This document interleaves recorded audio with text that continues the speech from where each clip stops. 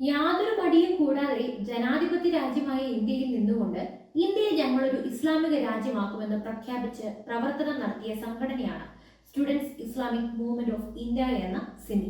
ഇപ്പോഴത്തെ ഈ സംഘടനയുടെ നിരോധനം തുടരുന്നത് ചോദ്യം ചെയ്തുള്ള ഹർജി സുപ്രീം കോടതി തള്ളിയിരിക്കുകയാണ്. ഇത് ജനാധിപത്യത്തിന്റെയും മതേതരത്വത്തിന്റെയും വിജയമാണ്.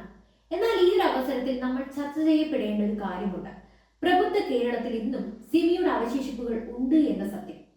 അതായത് ഭരണഘടനയുള്ള മതേതര ജനാധിപത്യ റിപ്പബ്ലിക്കായ രാജ്യത്ത് തെറ്റു നിശ്ചയിക്കാനും കുറ്റം തടയാനും കുറ്റവാളികൾക്ക് ശിക്ഷ വിധിച്ച് നേർവഴി നടത്താനും മതനിയമവും ഫത്വകളും വേണമെന്ന പ്രസ്താവനയുടെ ശബ്ദം നിരോധിത ഭീകര പ്രവർത്തന സംഘടനയായ സിമിയുടേതാണ്. സിമി എന്ന students Islamic movement of India. ഈ ജിഹാദി സംഘടനയെ അതിന്റെ പ്രവർത്തനത്തിന്റെ പേരിൽ 4 നൂറ്റാണ്ടോളം മുമ്പ് 2001 രാജ്യം നിരോധിച്ചതാണ്. ഇന്ത്യയുടെ മോചനം ഇസ്ലാമിലൂടെ എന്ന മുദ്രാവാക്യം എഴുതി പരസ്യമായി ഭീകര പ്രവർത്തനം നടത്തിക്കൊണ്ടാണ് സംഘടനയുടെ ചരിത്രമുള്ളത്. ഇപ്പോൾ CPM-ന്റെ MLA ആയ മുസ്ലിം ലീഗിന്റെ സംസ്ഥാന ഭാരവാഹിയായിരുന്ന തവനൂർ MLA KT ജലീൽ ഒരു കാലത്ത് സിമിയുടെ സംസ്ഥാന ജേതാവായിരുന്നു. നിരോധിക്കപ്പെട്ടപ്പോഴാണ് ജനാധിപത്യ രാഷ്ട്രീയ പ്രസ്ഥാനങ്ങളിൽ കയറിക്കൂടിയത്. എന്നാൽ നിലപാടുകളിൽ എന്നും സിമിയുടെ വാദം പരോക്ഷമായെങ്കിലും പറയുന്ന ആളെന്ന ആരോപണം ജലീലിനെതിരെ പലപ്പോഴും ഉയർന്നിട്ടുണ്ട്.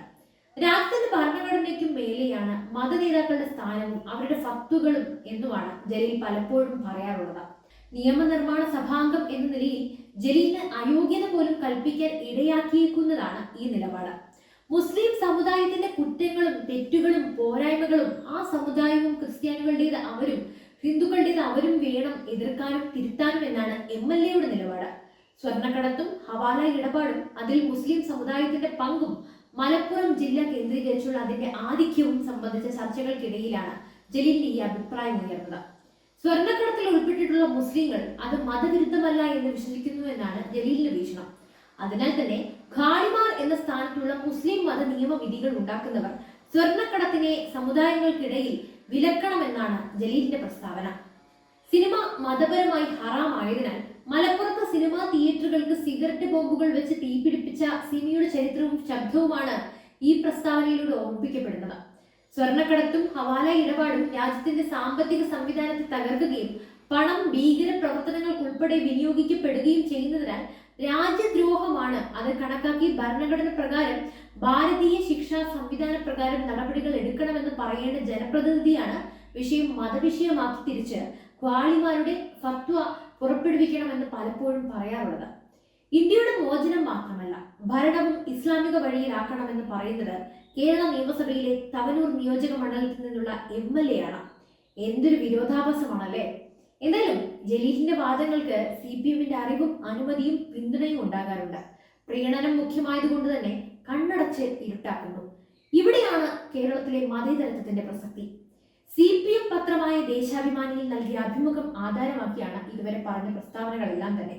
അപ്പോൾ നിലവിൽ 2024 ജൂലൈ 24 കേന്ദ്ര ഉത്തരവിനെ ചോദ്യം ചെയ്തുകൊണ്ട് സമർപ്പിച്ച ഹർജി പരിഗണിക്കാൻ ജസ്റ്റിസുമാരായ വിക്രംത് നാഥും സന്ദീപ് മേത്തയും അടങ്ങുന്ന ബെഞ്ചാണ് വിസമ്മതിച്ചത്.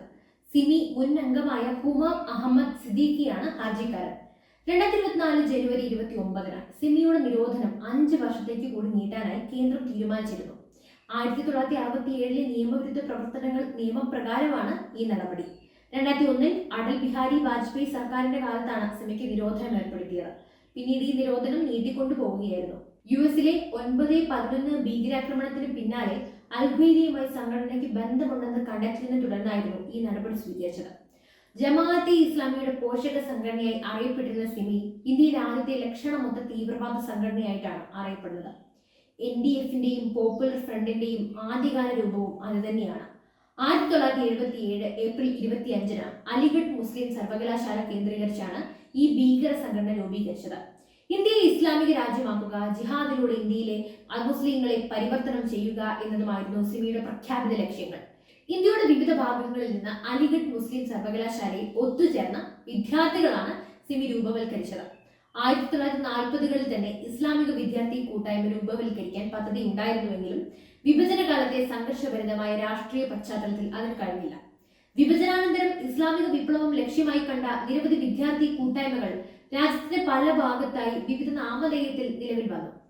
SIU, SIS, MSA, അതുപോലെ തന്നെ MS ബയോ, ISL, അതുപോലെ ഹൽഖയെ, ത്വയ്യിബയെ, ഇസ്ലാമി തുടങ്ങിയവയിൽ ചിലതാണ്. 1975 അടിയന്തരാവസ്ഥ കാലത്തെ പ്രത്യേക രാഷ്ട്രീയ സാഹചര്യത്തിലാണ് വേറിട്ട് നിൽക്കുന്ന ഈ വിദ്യാർത്ഥി സംഘങ്ങളെ ഒരുമിപ്പിച്ച് അണിനിരത്താനായി ശ്രമം നടന്നത്. ഡോക്ടർ അൽമദുൽഹ സിദ്ദീഖിയായിരുന്നു സിമിയുടെ ആദ്യ അഖിലേന്ത്യാ പ്രസിഡന്റ്. എന്നാൽ സിമി രൂപവൽക്കരണ വേളയിലെ നയനിലപാടുകളിൽ നിന്ന് വ്യതിചലിച്ച് പൂർണ്ണമായും തീവ്രവാദ നിലപാടിലേക്ക് എത്തിച്ചേർന്നെന്നും അദ്ദേഹം ആരോപിക്കുകയുണ്ടായി. PM അബ്ദുസ്സലാം ആയിരുന്നു കേരള ഘടകത്തിന്റെ ആദ്യ നേതാവ്. ജമാഅത്തെ ഇസ്ലാമിയുടെ പിന്തുണയോടെയാണ് സംഘടന ഉണ്ടായത് എങ്കിലും ഒരു കാലത്ത് പോഷക സംഘടനയെ പോലെയാണ് അത് പ്രവർത്തിച്ചതെങ്കിലും ഇന്ന് പല ജമാഅത്ത് നേതാക്കളും സിമി ബന്ധം നിഷേധിക്കുന്നുണ്ട്. ഭീകരബന്ധം ശ്രദ്ധയിൽപ്പെട്ടതോടെ 2001 സർക്കാർ സിമിയെ നിരോധിച്ചു. അന്തർദേശീയ ഇസ്ലാമിക തീവ്രവാദ സംഘടനയായ അൽഖ്വയ്ദയുടെ ഇടപെടൽ ഈ സംഘടനയിൽ ഉണ്ടെന്നും നിരോധിക്കപ്പെടുന്നതിന് കാരണമായി. 2008 ജൂലൈ 25 നടന്ന ബാംഗ്ലൂരു സ്ഫോടന പരമ്പരയും 2008 ജൂലൈ 26 അഹമ്മദാബാദ് സ്ഫോടന പരമ്പരയും ആസൂത്രണം ചെയ്തത് സിമിയുടെ പുതിയ രൂപമായ ഇന്ത്യൻ മുജാഹിദീൻ എന്ന സംഘടനയാണെന്ന് ഗുജറാത്ത് പോലീസ് കണ്ടെത്തുകയുണ്ടായി. ഇന്നും മറ്റ് പല സംഘടനകളും ചേക്കേറിക്കൊണ്ട് സിമി പ്രവർത്തിക്കുന്നുണ്ടെന്നും ആക്ഷേപമുണ്ട്. എന്തായാലും ഇത്തരം തീവ്രവാദ ഗ്രൂപ്പുകളെയൊന്നും വെച്ചു പൊറപ്പിക്കില്ലെന്ന സന്ദേശം തന്നെയാണ് കേന്ദ്ര സർക്കാരും അതോടൊപ്പം സുപ്രീം കോടതിയും ഇവിടെ അടിവരയിട്ടുകൊണ്ട് ആവർത്തിക്കുന്നത്. അപ്പോഴും കേരളത്തിലെ പ്രീണന രാഷ്ട്രീയത്തിന്റെ മറവിലെ ഇത്തരം ഇരട്ടത്താപ്പുകൾ രാജ്യസുരക്ഷയെ സംബന്ധിച്ച് വലിയ വിഷയം തന്നെയാണ്. അത് പറയാതെ വയ്യ. എന്തായാലും ഈ വിഷയത്തെക്കുറിച്ചുള്ള നിങ്ങളുടെ അഭിപ്രായങ്ങൾ തീർച്ചയായും കമന്റ് ചെയ്യൂ. പുതിയൊരു വാർത്തയുമായി വീണ്ടും എത്തും വരെ നന്ദി.